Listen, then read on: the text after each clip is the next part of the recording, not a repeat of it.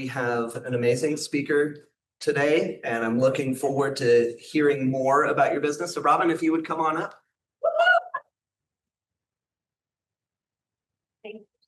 Thank you. Clicker down arrow is the one you want. Okay. Okay, hi, good morning.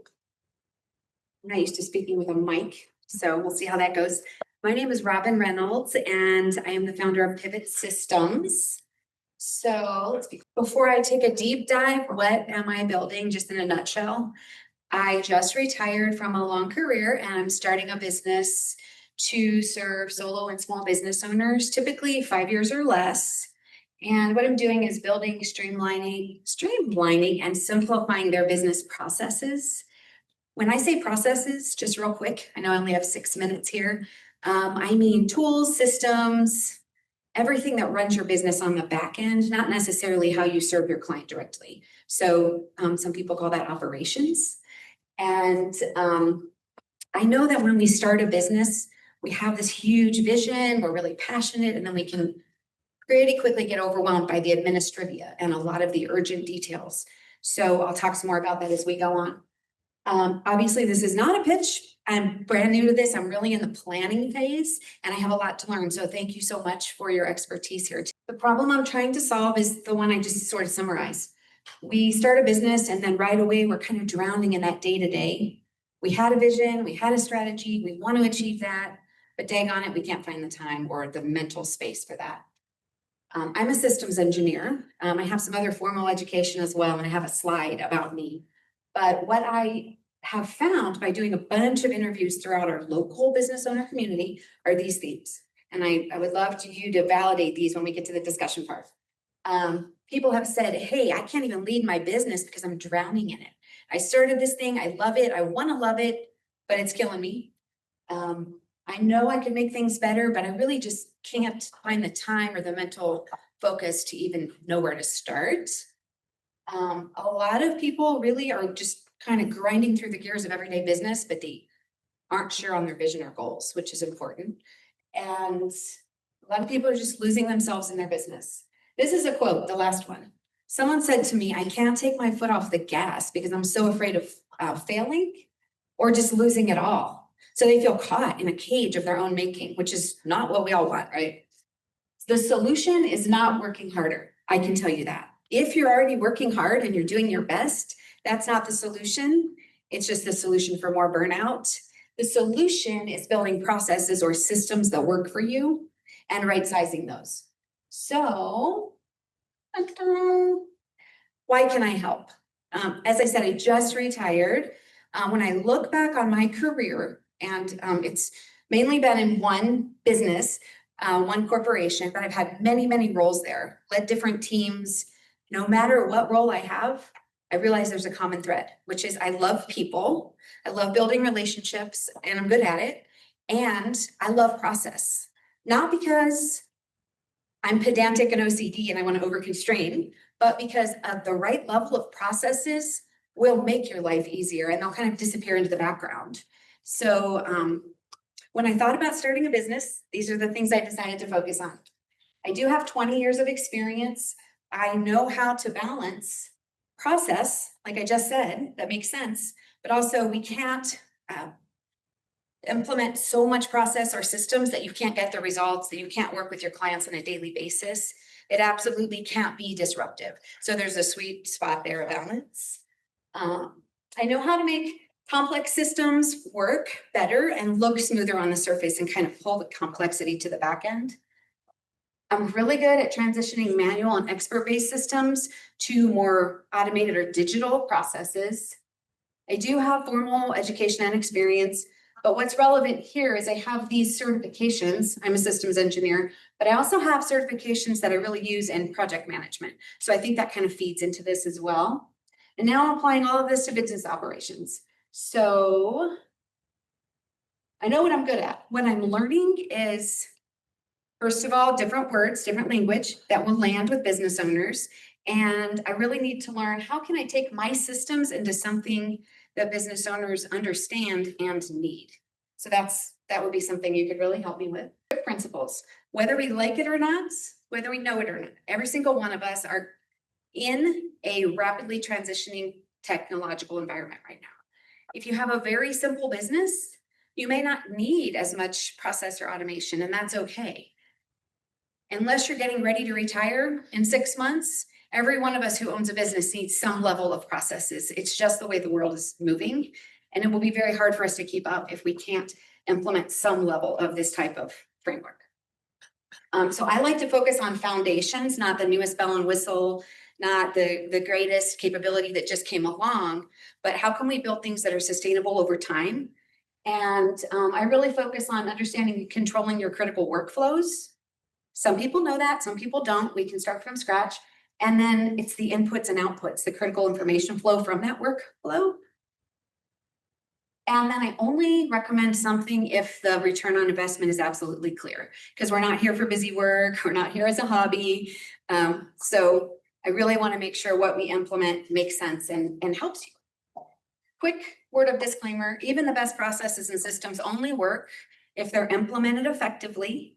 And one of the things I do find with clients sometimes is we may not have every skill or personal discipline to actually implement effectively. And sometimes that's something as business owners, we have to go back and really fill in those gaps. So that's a piece of this too, because it's not a magic bullet, unfortunately. I wish it were.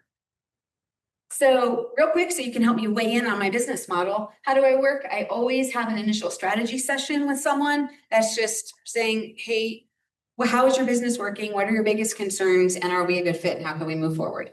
Then there are two paths after that. There's a more tailored one-on-one or more of a community offering. The results are the same in either case. For what makes sense for your business, we want streamlined operations. We want you to have more clarity into your business, because if you don't understand your business, you can't improve it or run it effectively. And some of that data that we're talking about can feed that. And then I want clients to feel more confident as they serve their customers, and really just a little more freedom to focus on what really matters to you, why you started your business to begin with. Last slide. You might be thinking, why do this at all? Or why don't you just do it yourself? I already answered the why do it at all. I'm pretty sure we all have to do some level of this. Or you may fall behind. Or you may just be disorganized and not serve your clients very well. Why not do it yourself? If you're a business owner, we already know you're smart and capable. You probably could, if you could spend the time to research this or hire a person to do it with you or something like that.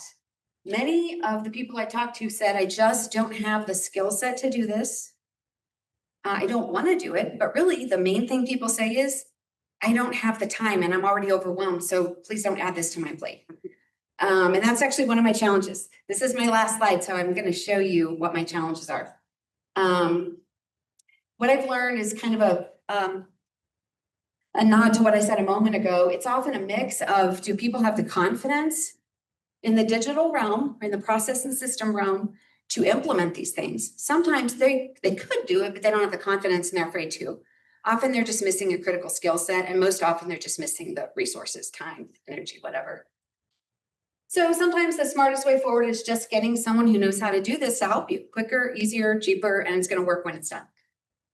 So I'm not going to go over this slide, but now it's discussion time. I don't know how many minutes I spent of my 6, but I'm just going to leave this up here. I'm only going to talk about this priority at the top. My priority question for you guys is, we already know the business owners are overwhelmed. That's who my ideal client is. I'm really thinking through, how can I get information from them without further overwhelming them? But I can't help them in a vacuum. Typically, I would go to their website, look at some of their primary documentation, like a business plan. But we probably already know that stuff is the outward facing best intentions. That might not actually represent reality. You wrote a business plan, but how it's really running is slightly different. And so I need more insider information, and I don't want to overwhelm the client with that. So I'm thinking through intake forms, thinking through one-on-one, but if anyone has any input on that or ways that you've worked with your clients, I would appreciate that. And this, pretty self-explanatory. I'll just leave it there and then open it up for JJ. All right. Well, thank you so much for your presentation. Well, this is now our Q&A portion. So if you have a question, feel free to, we'll form a line over here. And remember, when you ask your question, point the mic at your mouth and speak clearly. My question is, how do you get paid? And what kind of time frame are people kind of signing on for this program? Okay, so as a preface, remember, I'm just moving from corporate where I had similar clients, Okay, different pricing model. sure. But what am I anticipating and what am I rolling out right now? It is, I think there's a quicker fix where if you have an urgent problem, JJ, I Yeah. could help you fix that. Sure. It's a one-on-one, it could be 1 or 2 sessions, Okay. short term. But if you really are interested in this long-term systemic work, it's a longer commitment. Yeah. Because we need to take a look at your business first and then start implementing. I personally like the community offering that I have because that's an ongoing monthly, we meet, we support each other, there's templates, there's tools. We're building a command center, which is really like your business dashboard where all that comes together on the front facing end. Okay. Does that answer your question? Sure. Okay. Yeah, thank you. Hey, Brian Steiner with Inventive Custom Software. Great job. So for us, what we do is we have a standardized discovery agreement, or I should say we have typically 2, right? One for larger software engineering projects and then one for smaller marketing type of sites. So people pay us before we do anything. And then the deliverables for the discoveries are always written documents, written reports. And that's when we typically do all of our onboarding, all of the problem solving. And that can be bigger or smaller. You know, the smaller end might be 3 to 5 sessions and the larger one could be 40 sessions to get a large database designed. So that's our onboarding process. And so that's one of your points. The other one was, how do you convince a business owner to make sacrifices right now because they're so busy? And the answer that I have for that is you have to look at the short, medium, and long terms. If you look at the short term, there's no way, right? They're busy, they're overloaded, they have too much stuff. So the sales pitch is, it's going to be worse for a little while because you're devoting resources towards this process, this improvement. And then after that, it's going to be way better, right? Like, for example, we had a essential oils wholesaler whose staff was taking phone-in orders from all of their distributors. They have like 60 master distributors, sort of multi-level, right? And it was taking 2 people full-time to just answer the phones and put in the orders. So we instituted a simple process rule, which is that master distributors need to place their orders online themselves in order to get their discount. And that saved a tremendous amount of time. And the data is way better. You know, we know who's ordering what. The hardest rollout for that was the Japanese. They were used to a very white glove type of hands-on service. So we had to navigate some international cultural differences to get that working. But it was an easy pitch because the business owner could see while we're developing this process, while we're building it out, it's not going to be good and it's going to be more work because her staff is going to have to be supporting people entering in their own orders, which would take longer than them ordering it themselves. But the medium and long-term payoff was tremendous. So you can't focus on the short term. Yeah, thank you so much. And I like how you incentivize people to go to the website. Yeah. I will say one thing. Or punish. Punish them. Yeah, whatever. One remark I think related to what you were saying is, usually in a corporate environment, there's a decentralized management model. So it's really hard to find that one dude with a pen that can sign off on that thing and say, I agree, the short-term sacrifice trumps the long-term gain, right? The good thing in small businesses is most of us have much more authority and autonomy over making those decisions. So I love that. That's for me different, right? Because I've had to work through a lot of red tape and a lot of convincing and cajoling and influencing. And I think I still have to do that, but there's a different decision point here. Well, and the owner can make a multi-year decision in 5 minutes. There's no committee. There's not. I mean, I can't deal with those corporate environments. Yeah, absolutely. Thank you so much. Hi, Robin. Thanks for your presentation. My name is Erin McQuaid Wright, and I'm with Vitalist Consulting. I want to respond to the first bullet point on the screen behind you, which says honest feedback on my messaging. I love that you are both new at this and not new at this. And it strikes me from what you said in one of the latter slides that what you're actually selling is freedom, which is a feeling. And because we have mirror neurons and feel ourselves, we see ourselves in other people's stories. I wonder if you can pull really compelling stories from your corporate career about how this organization has given people freedom in the form of time back on their calendars. And how are you collecting those stories? Thank you. It's really good feedback. And when people make recommendations on websites, they often want testimonials or success stories. Because I'm just transitioning, I don't have those out of the corporate world yet. So I feel like it's a little bit of a barrier, and I just need to take some action to start getting those testimonials built up. The nature of where I came from in corporate, I tend to not share a whole bunch of it. But I think I have some personal stories about agency and freedom, which is actually my motivation for even doing this, that I can incorporate, because I hear you're saying a story is what motivates and sells. We So see thank you. ourselves in it. Yeah, So- yes, thank you so much. Good morning, Miriam Ortiz-Pino with More Than Organized. I do a lot of the same work on a smaller scale. I tend to work with solopreneurs or micro businesses. But I think it's the same challenge, how to get them to overcome their fear of not having enough time to do the work they know will save the time in the long run. I do mine in modules. So if they have pushback about, oh my God, I have to do it all. It's like, no, you can do this part and then we'll do that part. And as they save the micro chunks of time, it gets exponentially easier to get the rest. So that might help thinking of that way. And then just get really good at discovery calls. When you're first meeting them, you can get a whole bunch of their operational challenges and where they're getting stuck from that first call before you even go to their office. And then I actually do, when I work with small businesses, I go sit and watch. I spend a day just observing. They don't need to make time for me. I just watch. That is good. Yeah. Then I can see, oh, well, they were spending 6 hours on this thing that in my brain was a 20-minute task, or, be able to do that. It can be a half day, it could be a couple hours, but it's so insightful. And or to talk to the people that work, not the owner, Yes, do interviews, but that would be my suggestion for that operational stuff. thank you. Thank you. That's so helpful. So I tend to work in small increments. It's kind of like an agile framework of, Yeah. fail fast, take some action, fix it. And so I hear you on this modular approach. It's very much aligned with that. I hadn't thought of doing, these in-person visits. And I think it's really interesting, and it could be super valuable. As long as you're kind of back in the background and they're not like performing because you're there to do better, right? It's a little bit of buy-in, but it's Right. so Thank you. insightful. Thank you so much. Shannon Baldwin.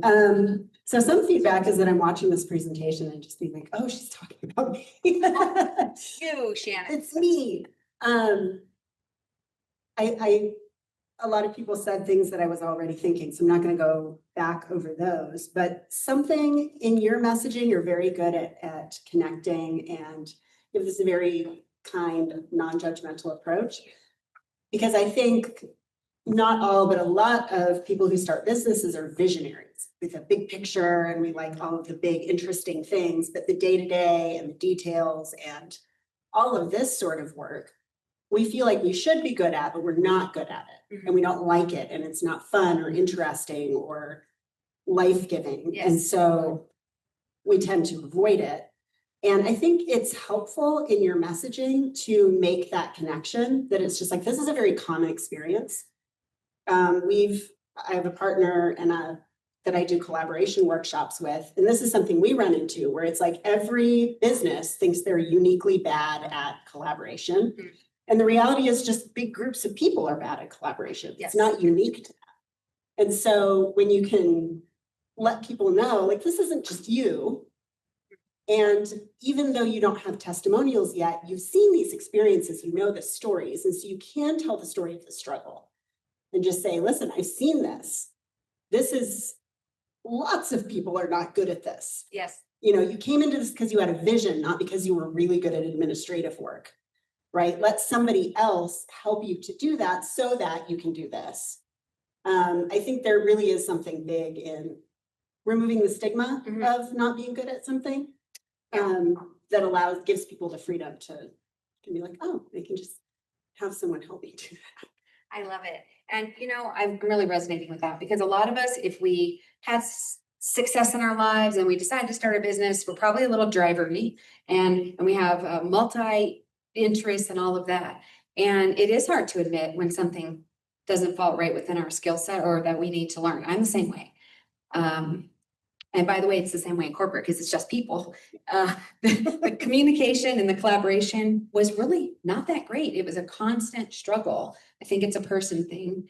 And we could always just hire someone to do this or to come in and organize things. But if you don't have the right frameworks and systems in place, you're just asking them to add more to the chaos and you're not going to be able to onboard them or enable them to success. Yes. So I think that is what happens. Sometimes people hire someone to help with this back-end chaos.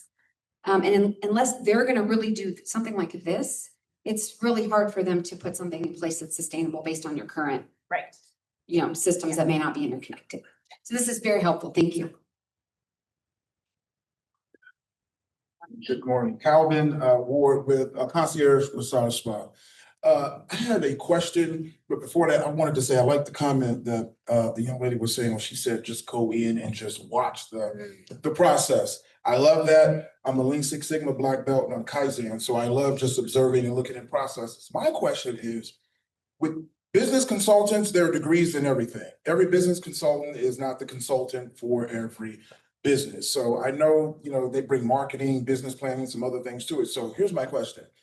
What is it, because I've worked with scientists and engineers and we've had problems and finding the right engineer to get on that problem, you're like, how the heck did they figure that out and solve that when we've been working on this for months and we done flew people in, we've hired people. So as an engineer, my question is, what do you bring to the table concerning systems, operations, problem solving that a business consultant doesn't necessarily bring to the table? Or what do you feel are your strong points that as an engineer you can bring to problem solving when you're helping people design systems for, building their business, solving problems, Yeah. and saving time? Yeah, thank you for that. So I didn't say this, but I started out my career as a chemist, did that for a long time. Moved into explosives because that's related to chemistry. And then I did a bunch of different jobs there. And then I eventually moved into weapons. Throughout all of that, I was doing the work of a systems engineer through part of it, and I really didn't even have the certification. Then I realized systems engineering is a little bit of a capstone discipline. Really, you need to bring together a lot of different disciplines and skill sets. And I'll say this, since you're asking me, and I have to get better at pitching myself. I, for a long time, was very insecure at my job. At the early stages because I felt myself drawn to people and process. And I thought in my mind secretly, I had imposter syndrome and I thought maybe that's not technical enough, even though I'm doing this technical work over here. A mentor helped me understand that I actually have a special skill, which is to be a bridge between this business side and the technical side or the system side. And I'm sure other consultants can do it too, but that is, I learned to lean into that and really enjoy that. And now I don't look at it as a weakness. It's more of a strength that I can speak both. I understand both. And I think all my experience in all these various areas and leading different teams really weighs in on being very practical instead of kind of up in the clouds. And this makes sense on paper, but it doesn't make sense to implement. So did I answer your question? I get you. Okay, yes. Hi. Hi, good morning. My name is Raven. My company is currently Your Chapter Next, but I used to do something like what you're doing. So I wanted to let you know that it is very much needed. It's also, there's resistance for real. And so I'm gonna just, so you asked about your ideal clients. Are they service business owners? Are they mortar? So the answer to how you reach them is your definition of who they are, as far as you know today, as it can evolve. Yes. Yes, you're asking. Oh, yeah, sorry. Yes, something was yeah, due. no, it's okay. Thanks, Raven. So this is something that I've really thought a lot about. I've done interviews. I'm really digging into this because it's very tempting to say all business owners can benefit from process and systems, and they can, but on one hand, I think professional services, technical businesses, we're here in the tech corridor. A lot of these businesses serve the labs and other, and Intel and things like that. I think I probably, that's probably a comfort area for me because of my career. So on one hand, that may be my ideal client, and it's also a little more specific. But I am drawn towards service-based businesses and mission-driven businesses, and so I'm really trying to figure that out. Perfect, because that's who I served. So I want you to know, so I started in one way, and I realized most people do not anticipate success. They have the vision for success, but they don't actually anticipate it. So I have a tagline. I'm going to just offer you what I did. You can use whatever. Grow up your business, stop flying by the seat of your pants. But that was like marketing. There's also self-management, because I think one of the things that you're describing, the whole busy thing, is that people really don't understand the best use of their time. So that's something to maybe elicit from them. Marketing systems, all the technology we have, I mean, they're very overwhelming. Yeah. So I think the service that you can also provide is to help simplify, like, what do you actually need and what can you ignore? Let's try. And delegation. I mean, if you're going into a solopreneur, there's a thing like, it's just easier to do it myself. I do it best. So there's micromanaging and fear of giving away. So I don't know where you're going to land, but I know these are, from my experience, the particles that create this busyness. I'm gonna actually have a program, Take the Busy Out of Business. So, Oh, I love it. yeah, so I'll just say I'll offer you a personal conversation too, if you'd like. Just, Would love that. yeah. Thank you. I'm sure there's more, but that's what's coming out right now. Oh, thank you so much. And thank you for that segue. I did not pay her, but this is burning green here and teal. If anyone wonders how they can help me, it might be if you have a few minutes, whether it's in person, by Zoom, whatever, I'll buy you a cup of coffee, just to have a chat about your thoughts, to go a little deeper. I would love that, and it would be super helpful. Hi. Morning, Will Couts, Branding Titans.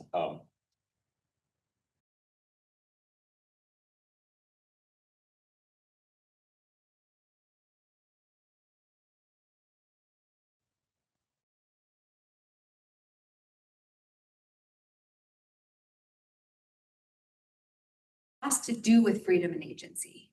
And I'll just take a personal detour for a moment and say, for a lot of my life, I didn't understand the control and power I could have had. And when I figured it out, it took me some time to go to school, build an education, build a career. But it makes me sad to think of business owners that have created this thing that they love so much and then given up their freedom and agency.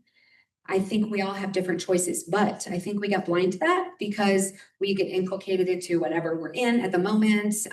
We're all chasing success to some degree.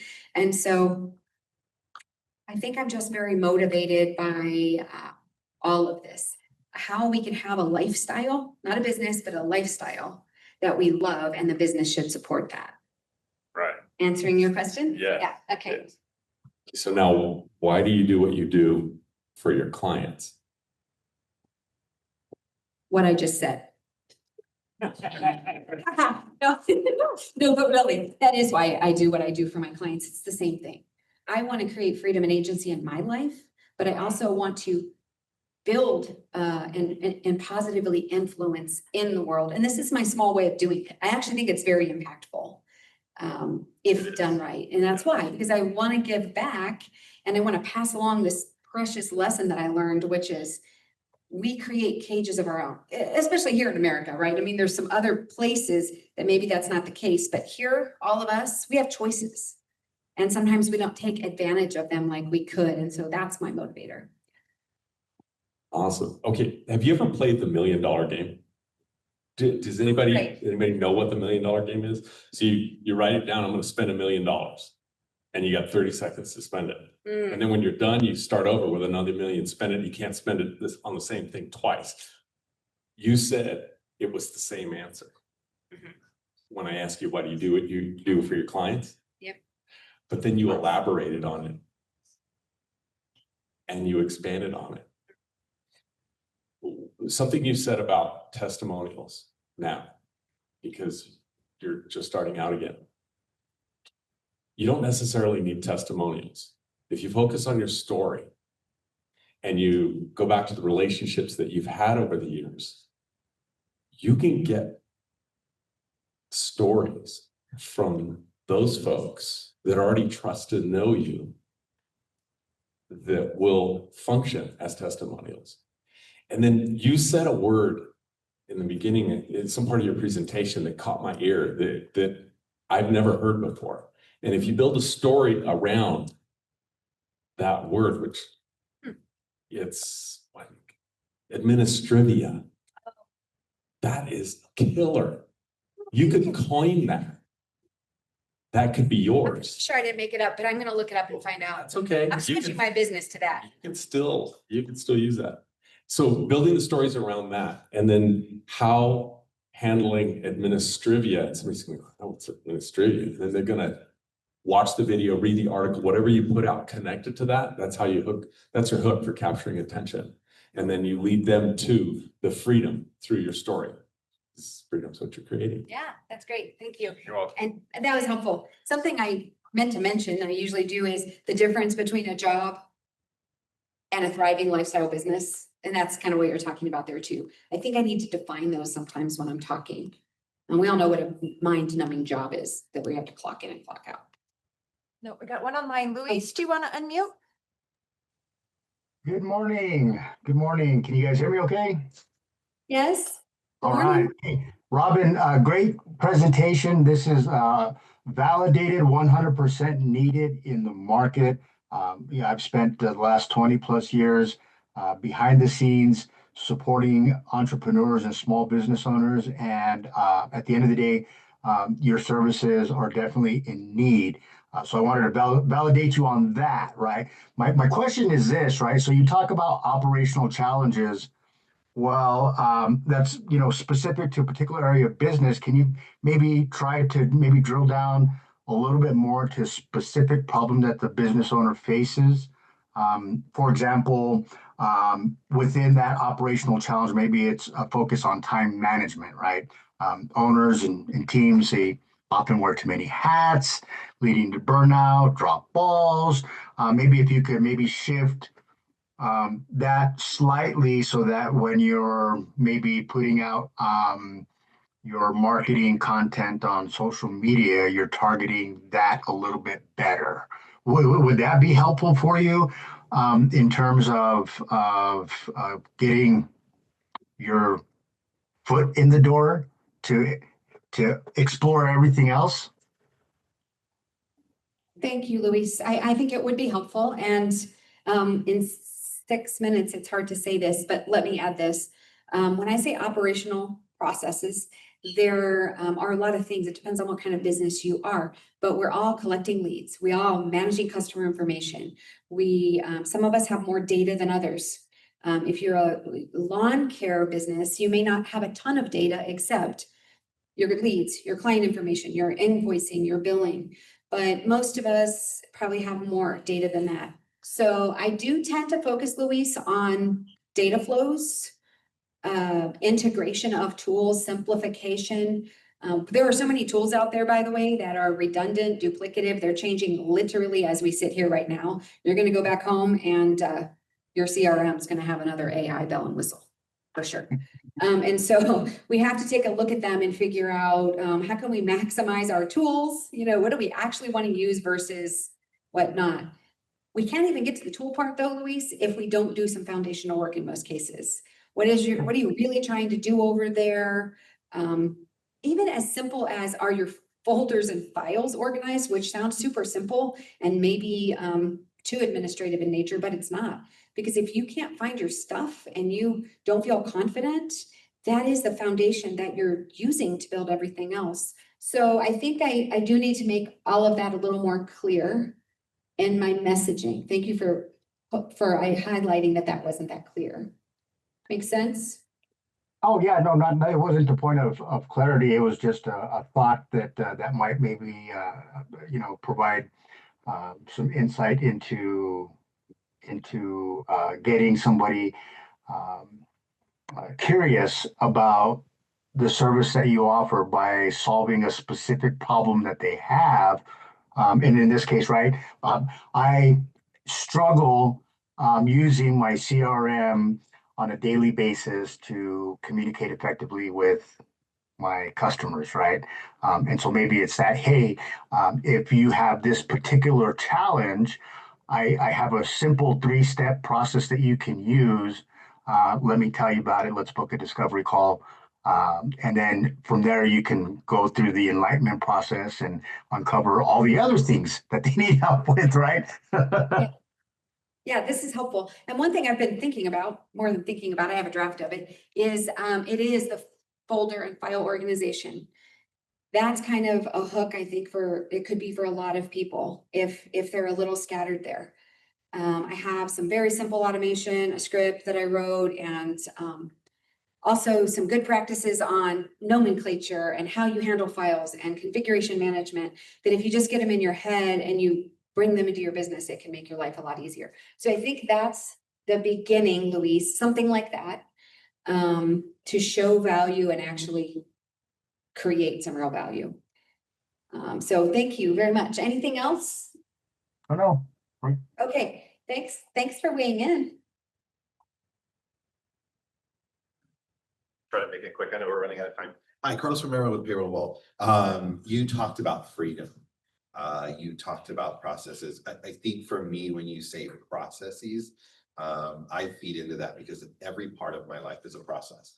From the moment that you wake up, from the moment you brush your teeth, if at any point in your morning routine, something is thrown off, there's a lot of people in this world that will be just thrown off for the entire day. And I think that's what you could appeal to, right? Is that commonality of you have a process in the morning. How do you feel when it's out of whack, right? Do you get in a wreck on the way to work? Did you forget your purse, your wallet, right? So processes help you, stay in line, as you know.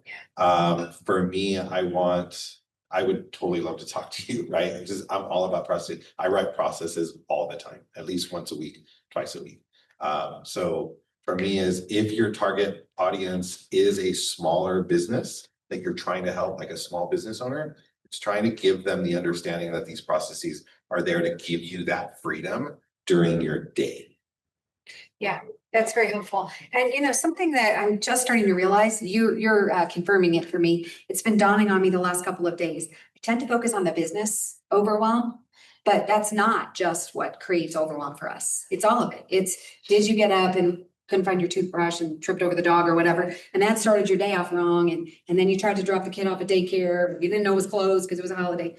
I mean, that's all contributing, and I'm not quite sure how to think through all of that, but I think it's a piece. And I think this lens that you're giving me is very valuable. I'll add one more thing. Yeah. If you're appealing to just a small local business owner, it's that freedom piece. And it's trying to tie in how you get freedom from your business. If you implement processes to tell you when to interact with your customers, when to sit down at your CRM, when to do it, how to do it, and follow those processes, you're going to save time overall and you're effective at your time. Thank you. Yeah, thank you. And just related to this is one of the first things I do, maybe not with a one-off 1 hour quick fix client, but a longer term client, is map out their workflow. Yep. And they might not follow it to a T every single day, but at least they know what it is and they know when they veer from it for a reason. Because most of us just get up and start running and they don't actually know what their workflow is, or they just know the pieces that stick out all the time because they're problems. So I think we're on the same page. I would love to talk to you more. Thank you. Hi, I'm Tammy Q, the follow through guru. Ooh. And I just wanted to ask you, how much positive inquiry do you use? Meaning get them, kind of get their confidence up at first, then they can expand on what's wrong. But starting out with, hey, what's right? What's going right here? And how can we do more of that? And then let's talk about what we want to fix. That is so helpful. I will tell you, I'm sure we all read resources and everything, and we know we need to identify the pain points and then address the pain points. And it's been such a difficult challenge for me finding the sweet spot on that, because I don't want to come across too negative, but also I really do want to solve the problems. And so I don't know that I've really looked into this. I know what it is and I've used it before in the past, but I don't think I've been elevating it to the forefront. So thank you for that. I'm going to go home and think about it. It's really important. Thank you. You're welcome. I'm glad you see how that could really step you in the right direction for them, because like you said, they wake up to being, it's like, hey, at least you got up. And it didn't. Hey, at least you're alive. Let's look on the positive. Right. Thank you so much. JJ? All right, so I'm gonna close this out, but I wanted to just offer a quick bit of advice for you. Sure. So you've mentioned freedom quite a bit. You're providing freedom to people. And as you talk about that, you're talking about the what of how that, the added time, added less stress, some of that stuff. One of the best pieces, one of the best questions that I've been asked by someone in a tangential field to you is, what are the pain points for me? But how would it feel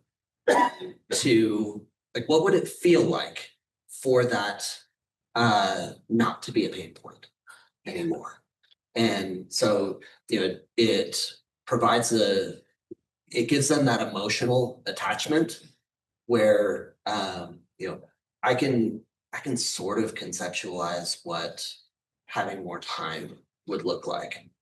But to actually sit down and say, what would that feel like to have, that 6-hour project handled in 30 minutes because we set the processes. Yeah.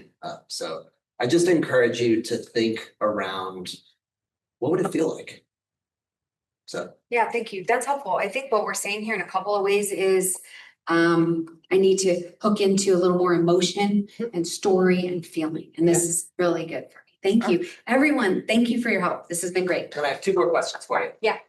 All right, so our first question, the New Mexico State question, red or green? Red. Go red. And then the second question, why we're all here? How can this community, what's something that this community can do to help you today? Well, I think this conversation has gone a long way toward that. Back to my slides, I do have you can get a card from me, or you can just scan that. If you're interested in a quick conversation, no sales pitch at all, just how as business owners can we connect, and what help do you need so I can make my offerings a little more targeted? That would be great. And really, I just look forward to continuing to come to this and learn from people. So yeah, thank you. Well, thank you so much. I look forward to your follow-up presentation in 6 or so months. Okay. Thank you so much for Thank you. presenting. Thank-